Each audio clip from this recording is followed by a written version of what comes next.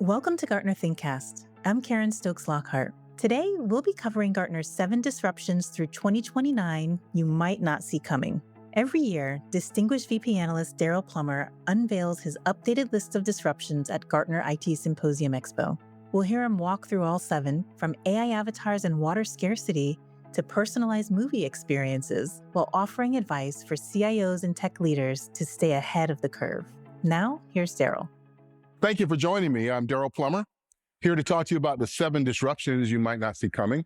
Now, if you've seen this presentation before, you know that I'm trying to talk about disruptions that you might have heard about, but you probably don't know either how close they are to happen or how significant they might be. Disruptions in Gartner are a specific kind of thing. We don't just use the word disruption to say something has changed. We use the word disruption to indicate that there has been a fundamental shift in some system of behavior, technology, governance, whatever. And that disruption doesn't go back. We're not talking about a fad that usually comes fast, spikes high, and then disappears, right? I asked one of my kids asked me if they could buy some Pokemons. And I said, well, let me download Pokemon Go. Do you remember Pokemon Go? Is anybody still playing Pokemon Go? I think the servers are down or something. Oh, no, it's working. I got to try it again then. But, it's like Cabbage Patch Kids. They came and went, these fads. Well, disruptions come and they stay until something disrupts them again. Okay, so they're not short-term things. They're fundamental changes. We're not going back to broadcast television with 3 channels. You go click, click, click, and so forth. You're going to use streaming, and it's going to be here to stay. So that's the kind of disruption we're talking about. Now, this presentation is a part of our research set and under the auspices of the Gartner Futures Lab. But the Futures Lab is looking at future technologies. Now, we have multiple things in the Futures Lab. We have trends, we have forces, we have disruptions, we have predictions, we have all this stuff going on. But they are related to one another in that they're all talking about the future. They're all talking about what practical benefit that future will bring today. And right now, disruption, we're seeing as combinatorial. It's a combinatorial effect. Now, you've heard this word probably before, but the idea is that no one disruption happens and then it's gone. Now, the example I've been using for years is that disruption happens in this way. Picture a quiet lake somewhere, and a giant boulder falls off a mountain and hits the lake. There's a big splash. That we call a disruption catalyst. The splash goes away quickly, however. ChatGPT was one of those, by the way. And the thing is that the ripples that radiate out from the splash zone is what we're really interested in. How does it change things? If it's a big enough splash, the ripples could overturn a boat or swamp a dock or change the shoreline. So that's what we care about, and we measure it based on that. And when you have 2 stones hit the lake, the ripples begin to interfere with one another. They bounce off one another and create complex patterns. That's what we're seeing. We're seeing climate change. We're seeing AI. We're seeing power generation, security, exponential technologies that work together, all colliding with one another. And they have these effects that are harder to track because they're combinatorial. So our jobs just got a lot harder. So that's what disruptions are. Now, there's another thing that we have to talk about, which is AI. And I mentioned in the Top Predicts presentation that I have an AI avatar. Gartner built one of me, and it's pretty fun. But I thought it would be nice to give you guys a sense of what that actually looks like, because I can't show you mine, or rather, I won't show you mine. I'll show you this one, which will give you an idea of what it can do. We're talking about the CEO of Viola, and her name is Estelle Bratchianoff, and we'll see her avatar here. Bonjour à toutes et à tous. Chers collègues, chers partenaires, chers clients, chers amis de Veolia. French. Hoy es un día especial. Hace 170 años era la era de los primeros trenes y no había cine. Español. في 14 ديسمبر 1852 ولد الإمبراطور الفرنسي نابليون الثالث، ووقع مرسوما بيده لشركة المياه العامة لوقف وباء الكوليرا عن طريق توفير الماء الصالح للشرب للجميع. And Arabic. This is a real person, and her mannerisms were recorded, her voice was recorded, and the AI creates the language translation. It gives you a realistic feel of talking to a real person. You can go talk to Albert Einstein, you can go talk to Shakespeare online today, because this technology is coming and we'll all have to deal with it. I wanted to give you a sense of that because it's important not to ignore some of these things that will sneak in and sort of disrupt your workplace, as well as disrupt your personal lives Imagine that you had an avatar that you could send off to do something that you can't or don't want to do, right? The parent-teachers meeting at the school, I don't ever want to go. One day I'm sending my avatar in my place. But the idea of work, of course, is that your business is going to want to use that avatar to its advantage and will use it where you can't be or where they would rather not have you be. And I said in the Top Predicts presentation, we have to ask the question, do we get paid for that? Right? If you don't get paid for it, you probably shouldn't let them record that avatar. So AI is at the heart of disruption going forward. People ask me, what comes after AI? And my answer is more AI. We're going to have to figure out how to get it right. We're going to have to figure out how to make it stop having errors. We're going to have to figure out how we should use it, what we should want it to do, and then use it safely and productively. So we're going to be figuring out this AI thing for a while. Anybody here want to say how they know when artificial general intelligence has arrived? It's when you can't tell the difference. If you can't tell the difference, it doesn't matter whether it's really intelligent, whether it really reasons, or whether it's a real person, because you can't tell the difference. And so everything is on a course toward that notion that AI is getting better and better, so we can't tell the difference. But it's not the only disruption that's happening. It impacts everything. Here we have 7 plus 1, the 1 being AI avatars, disruptions on our scale. Our scale is designed around the idea that it can allow you to compare disruptions that we're going to look at. Moving up the scale means it's more impactful, more secondary effects, more ripples radiating out and changing the shoreline. And that is our mechanism for looking at how these things happen. If you're enhancing markets at the bottom, you're at the lowest level of disruption. That's like adding catalytic converters to a car. When you're talking about extending markets, it's about adding hybrid electric vehicles on the street. When you transform markets, you go to full EV fleets. When you reinvent markets, you go from cars driving on the road to flying cars. And when you go to revolutionize, it means it's big enough to affect the entire world. That's how we're talking about these things. And we'll use that to rate these disruptions as we go. I'm still waiting for my flying car. I was Plummer's flying cars, underwater bubble cities, and floating cities, and I got social media. I'm a little bit angry about that. But the reality is the disruptions keep coming at us. So in 2029, these things will move up the chart. It's very hard to get to the top of these charts, but these are fairly significant should they play out the way that they have been going so far. All right, let's jump into the real ones. Drones plus intelligence will outnumber people. This is probably not surprising to you. The notion that drones are going to be out there is something we've been dealing with a long time. But mostly what we think of is we think of those fun drones you see at the park, somebody's buzzing over your head. The thing is that drones are being put to real uses, spraying crops in a field, swarms of them measuring the temperature across a general area, delivering pesticides. All these things are real world examples of drones, and there are going to be more and more of them that come along. I'll give you an example. David Furlonger, one of the guys who helped build this presentation, was talking about the fact he lives in British Columbia. And like Australia, they have significant issues with forest fires because forest fires happen all around the world, California, Australia, BC. And there were 4,677 fires burning over 4 million hectares of land in BC. The cost in 2023 was $1 billion for only half that number. Now enter drones. The idea is that in a town called Lytton, around 2,500 people were impacted, let's say, by the fires. And this idea was that drones could be brought in to help fight the fires, to help locate people. Saw a wonderful video of a lost child found by a drone in the middle of a jungle. So life-saving technology is coming from these drones. So we have a disruption that says that drones are a big part of the plan for safety, emergency response, delivery, and everything that's going on. Technological insects with purpose is the way I like to think of them. We even have drones that can mimic bees. Do you remember the bees were dying off? I think they still are. But what's going to pollinate the plants? We saw the bee movie. You know what happens if they're not pollinating plants. But now we have drones, tiny little bee drones that can fly around with these little Velcro strips hanging from them, collect pollen, and take them to other plants. When you're out back and you feel a little sting and you go like that and you open your hand and you got a drone instead of a bee, you know what I'm talking about.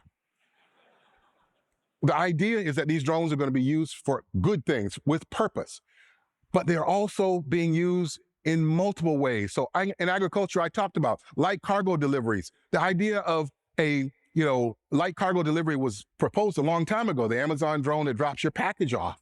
We have autonomous vehicles that, well, most of us still don't drive in them, but they're out there. Autonomous ships, which are safer because they're in a big ocean, and warfare. where we're seeing the most development happening around drones. You know, interesting, on a personal note, I live in Atlanta, Georgia. Chick-fil-A is in Atlanta, Georgia. Now I'm hungry. But the idea was that, Chick-fil-A is always reinventing how they deliver food to people. Go through the drive-thru or pull up and park and they'll bring your food out. I'm sitting at a red light and a Chick-fil-A drone pulls up next to me. No person, just a box with wheels and a lot of Chick-fil-A sandwiches. Okay? I did not steal them. I did think about it. But the reality is that you're going to see these things appear around you and you're not expecting it. And these drones are now out there being able to do things that you won't even think about as being valuable, but they wind up becoming valuable. So we're going to see these drones coming along. In the warfare camp, we have to realize that we're going to see more of that because it makes militaries more efficient. The more efficient ways to conduct a war are what we want. And if we can do it without putting more human lives in danger, that would be a good thing too. So what gets disrupted here? This is how we use the scale. In 2024, it's extending markets because we're seeing those Chick-fil-A drones pull up next to us. By 2029, they'll be reinventing whole markets that are now fully drone delivered and fully drone done. You won't have to send out agents into the field to climb on your roof for that roof damage. You won't have to send out agents to check on crops and pesticides. The drones will do it for you. So we're talking about light cargo delivery. We're talking about warehouse deliveries. We're talking about troop deployments. All of these things are disrupted. So what do we have to do? Well, we're in a world where we have to start thinking about the unintended consequences. When we first started talking about drone deliveries, everybody said no. Do you know why? The main reason was because people said, what happens if that package drone flies past my second floor bathroom window? Turns and takes a picture and then keeps going on. This was something that people hadn't thought of, and they said, oh, unintended consequence. We have to be ready for those things. And actually, those drones will have agency increasingly. They will be responsible. They will be autonomous from human beings. And that scares people. So we'll actually see how that progresses, but it's closer than you might think. Now, our second disruption here is guardian agents. You've heard about it in multiple presentations because it could be very critical. Having technology that actually oversees what AI is doing is critical because humans cannot do it themselves. Human in the loop is an equation that will collapse on itself because human beings are not numerous enough to track all the AI that's going to be out there, and human beings are not reliable enough to do it right. So you have to have agents that are going to come in here and do it for you. At the intersection of security, observability, filtering, and monitoring, multi-agent systems and agent orchestration, you find guardian agents. A company called Explain, spelled AIXPLAIN, is delivering guardian agents now. They're a startup, but they are actually delivering a lot of different kinds of agents, mentor agents, broker agents, and guardian agents to help protect people and to make sure the quality of their AI results are assured. Now, people say, well, hey, we're in a business, we don't deal with that kind of stuff. Well, if you're a bank, you might want to have guardian agents that help your customers get the best deals, get the best loans, help them understand how to manage their accounts. I have children who I would like to have a guardian agent checking where they're at during the day, how fast they're driving on the street, and if they're watching YouTube and Skibbity Toilet way too much. So the idea of a guardian agent can be applied anywhere. And we will do that to actually make them more secure, make them more accurate, make them less dangerous over time. So here's where we are on guardian agents, extending markets in 2024. We'll be transforming markets in 2029 because human in the loop will be a thing of the past as a primary strategy. Of course, there'll be humans in the loop for a long time. But as a primary strategy, you'll be saying AI must combat AI. AI must ensure the safety of AI. And somebody asked me, a smart aleck asked me, well, wait a minute, if the drones or if the agents are watching the other agents, who watches the agents that watch the agents? I said, get out, just leave, go. The reality is that the problem space shrinks with each layer. So if you got a problem space, you got agents watching them, the problems that they deal with are less, the next level they're less, and less, you won't have an infinite regress. You'll probably only have to go 1 or 2 layers deep. So when we do this, we can do self-healing processes. We can do autonomous systems. We can start seeing the evolution of systems to do what they need to do based on their own terms. So what do you need to do? You have to actually understand that agents are going to accelerate their proliferation. You're going to wake up one day and they're going to be agents all around you and you don't know how they got there.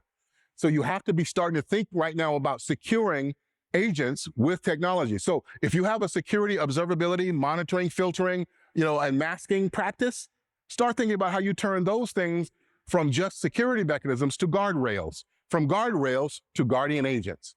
If you're a tech provider, that should be your next speech. From guardrails to guardian agents, that's going to give you a certain amount of success. So develop these products and focus on low-hanging fruit, things that are not life-critical, but certainly need to be overseen. Here's one of the fun ones. What if you could put yourself in a movie? Right? So, every guy in here wants to be Brad Pitt. I know it. I want to be Forrest Whitaker because I look more like him. If you ever saw that movie Ghost Dog, you know what I'm talking about. But the idea is that we're in a world now, because of AI avatars, we'll be able to create personal cinema of ourselves. We can say, I want to play that role. I want to play in the movie and see myself. But more broadly, I'd like to choose the actor that is in the movie, not just me, but another actor that I'd like to see doing it. A lot of people, when they saw Ben Affleck as Batman, were complaining because they wanted to pick someone else, Nathan Fillion or someone like that. They'll be able to do it now. And personalized cinema means we disrupt a whole bunch of stuff.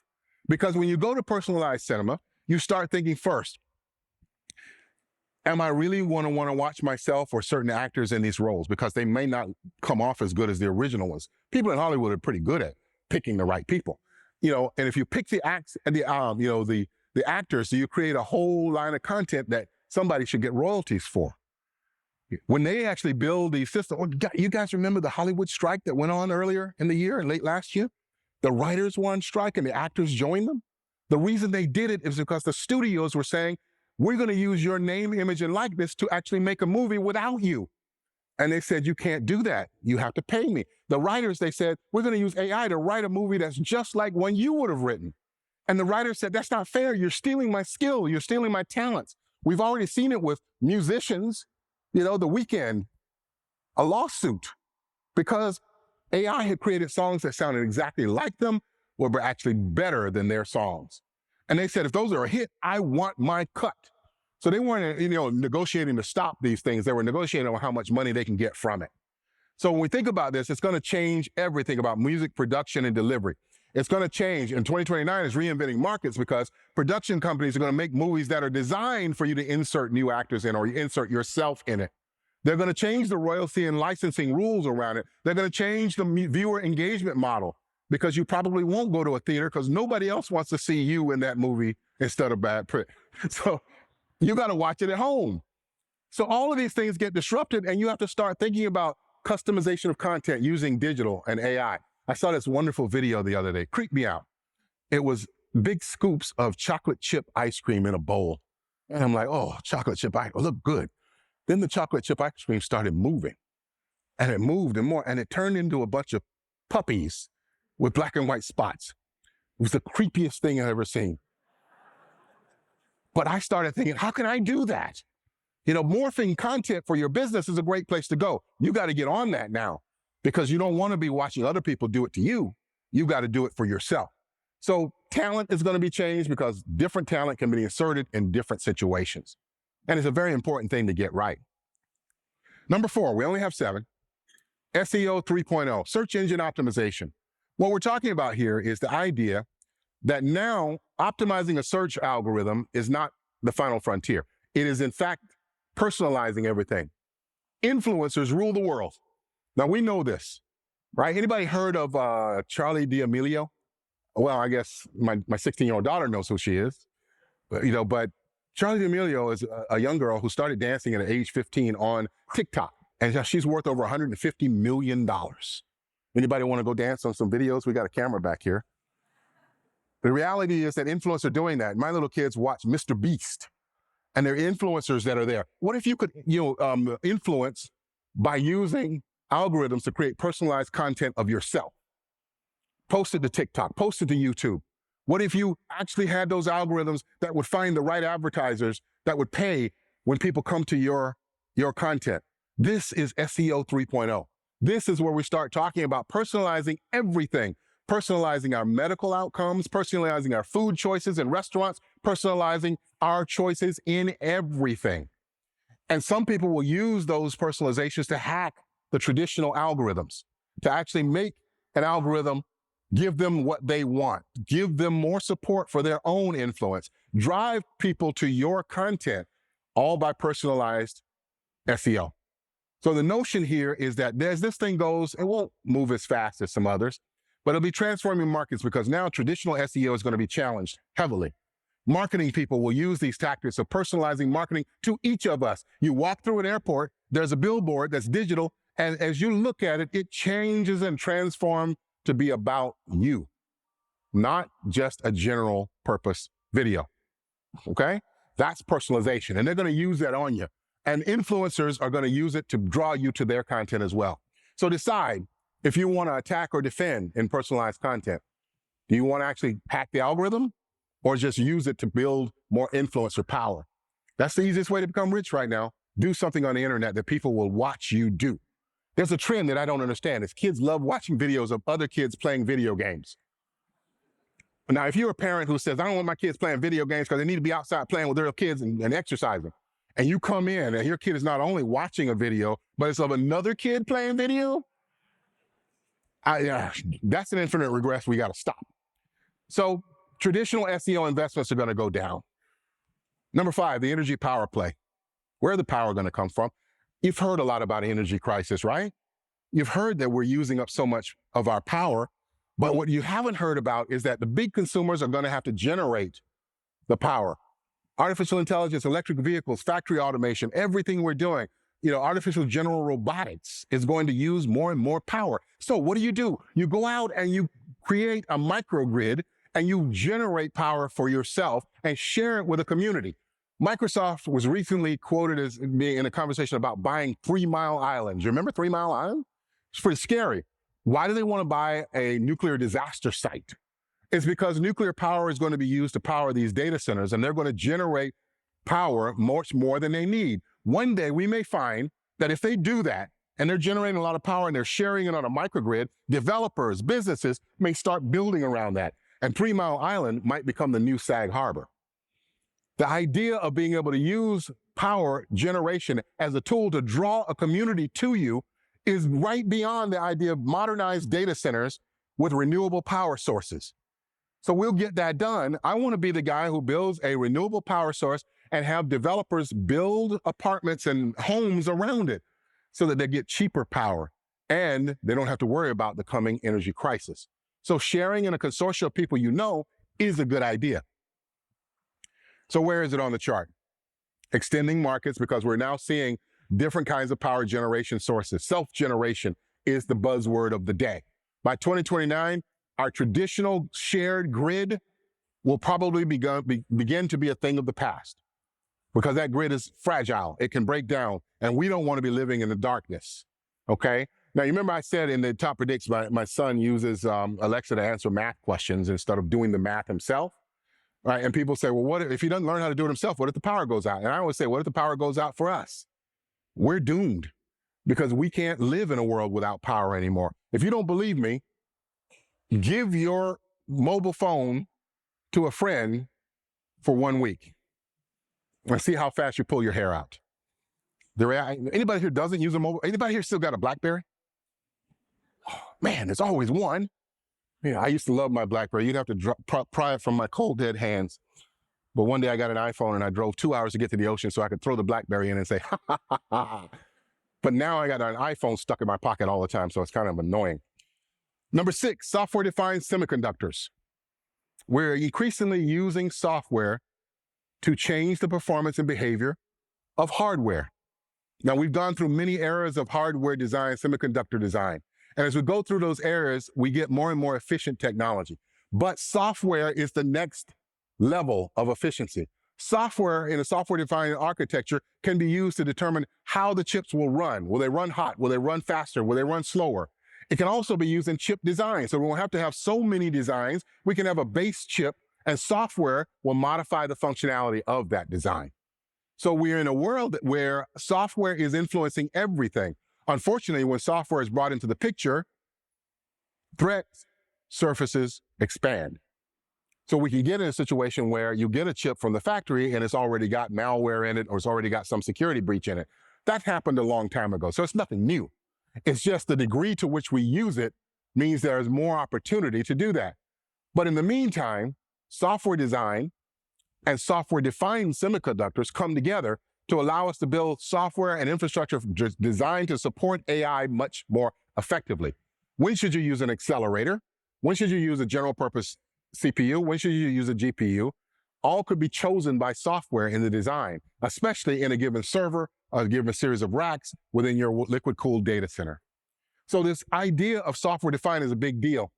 It's still at the low end of the chart because we still got a lot of issues to work out. But as it goes up in 2029 to transforming markets, we'll see semiconductor design begin to transform. We'll see performance and energy also begin to reduce their burden, because right now we got to have less energy hungry chips, and we got to make it work for us without us having to do it on our own. You have to start thinking about getting software engineers, management, and designers together in your data centers and talk about hardware designs, and what you demand from the providers is going to change. So over time, you will optimize performance of these chipsets, and you'll have a more aggressive roadmap as it goes on.